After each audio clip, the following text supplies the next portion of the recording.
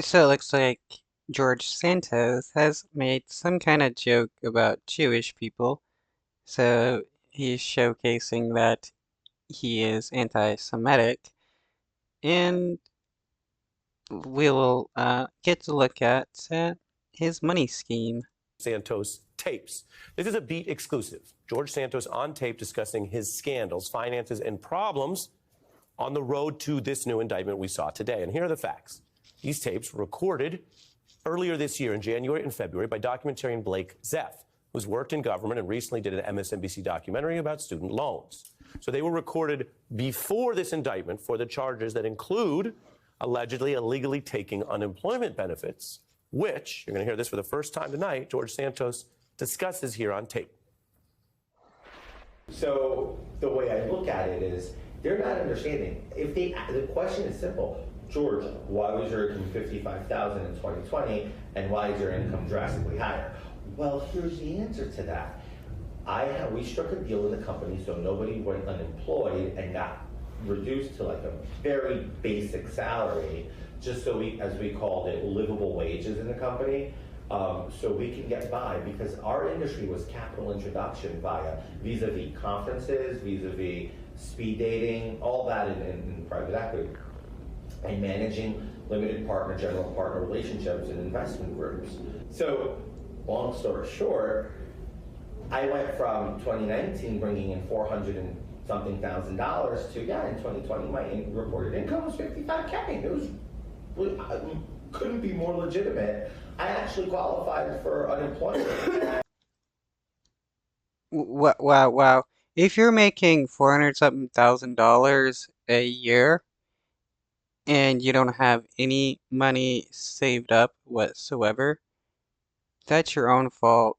And no, you don't qualify for unemployment if you're still making 55K a year, because that means you're employed. Quote, I qualified for unemployment. This is newly revealed in these Santos tapes tonight at MSNBC exclusive. And as for the unemployment today, prosecutors say otherwise.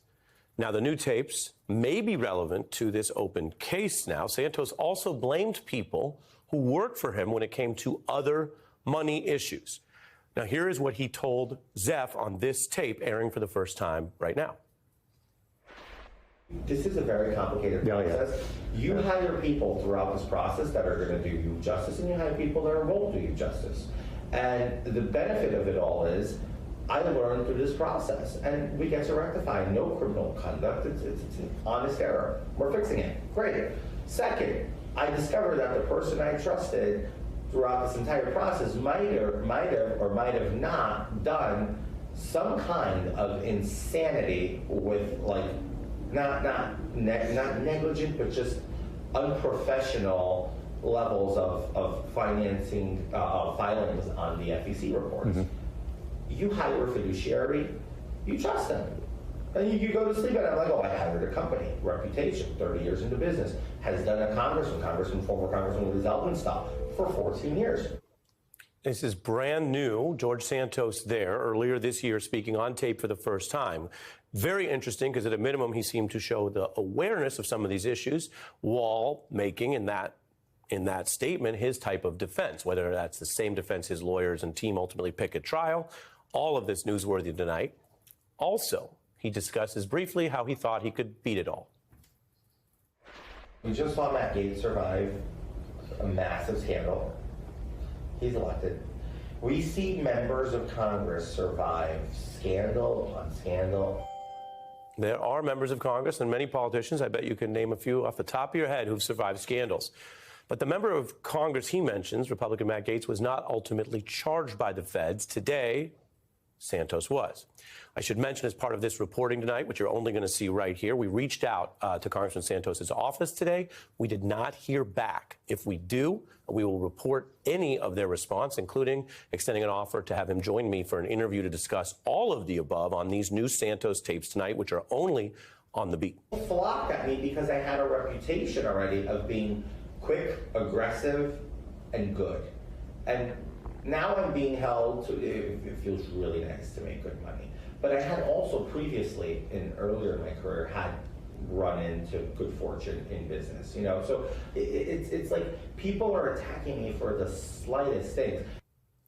New tapes of George Santos, the Santos tapes, only right here on The Beat on MSNBC. That is the congressman speaking earlier this year. The tapes made in January and February about a host of issues, including some that overlap with his new indictment.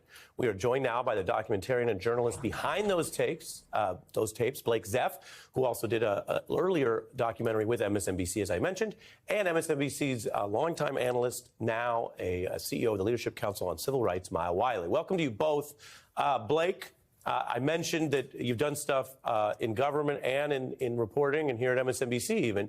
But no matter how much experience you have, on a night like tonight, wow, what you have on tape there. So we give the floor to you first. Tell us what you think this means. Obviously significant now in light of the congressman's indictment.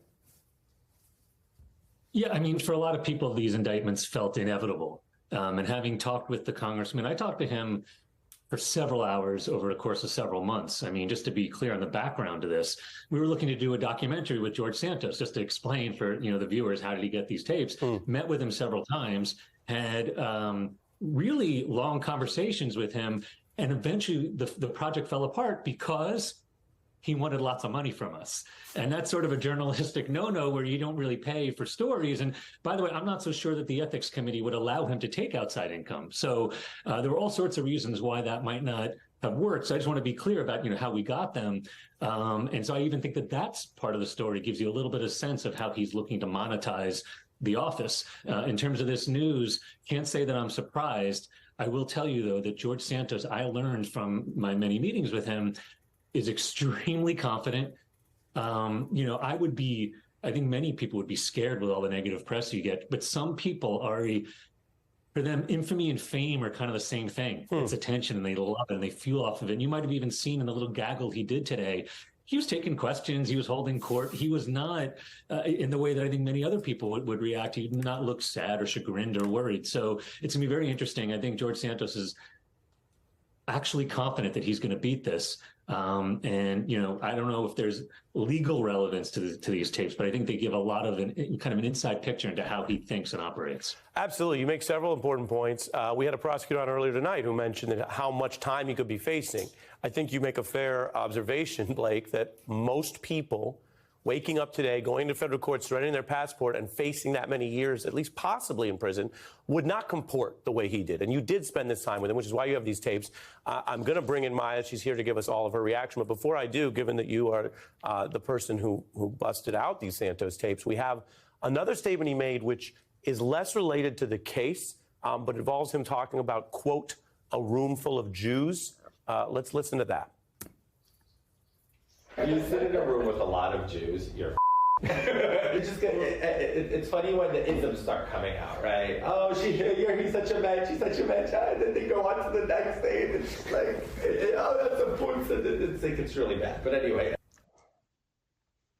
Wow, so he's mocking people for the jargon that they use in their culture. Wow, that is definitely racist. And what he would tell people that he was Jewish, but here he is being anti-Semitic. I mean, this is no different than people degrading black people for the way they talk. That's, again, another piece of these new tapes you've recorded. So he's saying this to you, talking about a, quote, room full of Jews, then you're really blanked. Tell us about this. Yeah, so it came up when I talked to him. I'm from that district, so that's why I kind of had this interest in the story in the first place. I knew a lot of the players involved, and I thought I could bring kind of an interesting perspective to this crazy story. And so I came in, and we talked about the fact that I was from the district, and it's well documented that he's talked about being Jewish, and that came up, and he asked me about that. And I honestly think, Ari, that he believes these things that he says, and he believes that he is Jewish. He said it enough times. He talked about some of his ancestry. He is a compulsive liar, and a lot of those people do end up believing the lies that they tell because they're also very deluded people. He has said before that he would get a 23andMe test, but that has not yet happened. So we'll see. And I think that he was honestly telling the story almost as if he was part of the in-group, as if he were Jewish and talking about the culture in that way. That was my read on it. I will go to the grave before anybody on this planet asks me to reveal information prior to the relevancy of my service in office. I don't have to. I'm protected as an American citizen. Not because I'm hiding anything, just because out of spite, I won't do it. You know? Because No, it's because he's hiding stuff. it's my constitutional right, and I'm going to hold on to it. Just like people get to write whatever they want and call it freedom of the press, I get to have my constitutional rights too. Blake. Well, you all are the lawyers, and you can fact check his jurisprudence there. I don't know if he's going to do so well in court if he just doesn't want to talk about anything that happened. It doesn't seem like a great legal strategy. But yeah, I mean, that again comes this arrogance that he has, that he's just going to get away with it. And maybe, frankly, it makes sense because he's gotten away with so much in the past. I mean, as a filmmaker looking into this, we looked into his past and we looked into a lot of the things. I mean, there's stuff that he hasn't even been charged with. I believe there are more felonies just waiting, and these just might be the first ones that they found. You believe that from other things he said to you? Not from our conversations, but I will say there's been a lot of talk about, for example, international marriages where he was, he was married to a Brazilian woman. There's a lot of questions around that. There are people who were friends with him during our reporting. We found this, people who were friends with him who said he never hung out with his wife and he was living with a boyfriend while he was allegedly married to this woman.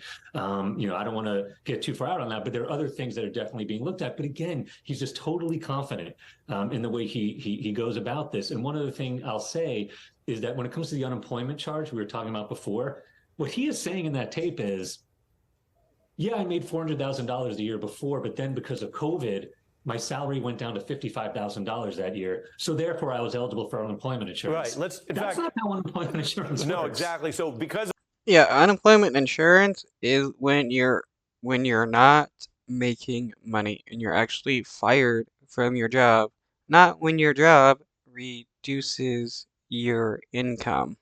this is new, I'm not going to play all of it again. We did show that to the viewers, but again, these are new Santos tapes you recorded. Let's play a little part of him on the financial piece. We're going to play part of it. Let's take a listen.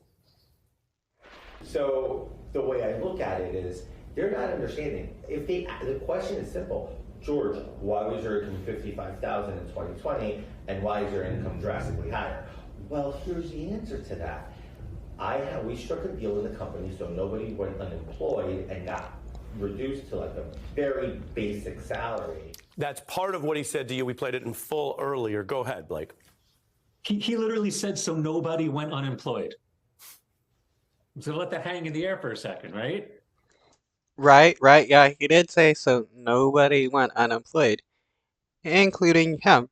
So how can you qualify for unemployment if you're not unemployed? And then he collected unemployment insurance. Now, on top of that, the government alleges that he had a separate job in Florida that paid him $120,000. So listen, I mean, And people want to complain about poor people collecting unemployment. No, a lot of the welfare fraud happens from wealthier people seeking to abuse the system because they know they have an easier time getting away with it. I'm not prejudging the proceedings, and I'm not a lawyer. That's, you guys can give the legal analysis, but it just seems to me that there's something there that he's going to have to explain. Yeah.